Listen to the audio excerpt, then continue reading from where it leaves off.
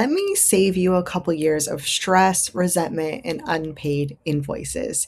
If you're a freelancer, consultant, creative, or strategist, and you've heard someone say, this isn't about money, congratulations. You were just handed your first red flag because the people who say that sentence are often the ones who will cost you the most money. So today we're talking about how to actually get paid, especially when you're dealing with so-called massive money people or influencers. So here's where the rubber meets the road. Real wealthy operators do not avoid money conversations. They don't get weird about payment. They don't ask you to wait. And they sure as hell don't give you speeches about vision. They say things like, send wiring instructions. What are your terms? What does the contract say? So when someone says this isn't about the money, what they're actually saying is, let's see how flexible your boundaries are. And flexibility is really freaking expensive. So rule number one, get paid before momentum.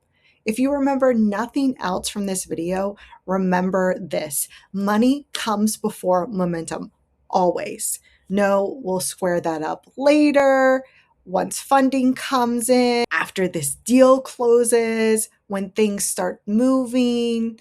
Your work is the asset. Payment unlocks access to it. So the minimum standards that you should be dealing with are 50% upfront for services and 100% upfront for strategy, IP, branding, positioning, or anything that you can't take back. And if that feels uncomfortable, it's supposed to. The discomfort is called leverage.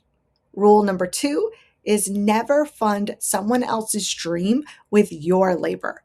This one is really difficult, so I need you to listen closely. If someone offers you back-end pay, future upside, equity once things work out, exposure, or any kind of promise, but you don't have ownership paperwork, vesting terms, voting rights, IP protection, then you don't have equity. You have free labor wearing a really cute clown outfit because that's what you look like, a clown. Ridiculous. If you're carrying risk without control, that's not a partnership, that's exploitation. All right, rule number three is equity without paperwork is fiction.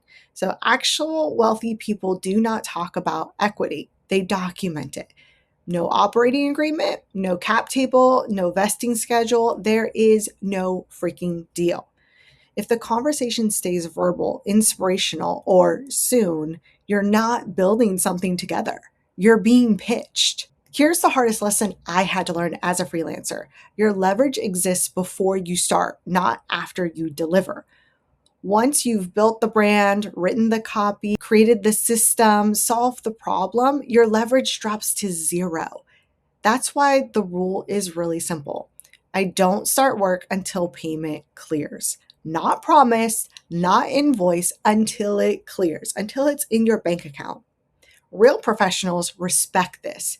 Pretenders react to it and test it. So next time someone says, this isn't about money, try one of these. Option one is, great, then payment terms should be easy to handle upfront. Option two, totally agree. That's why I keep the financial side clear before we start.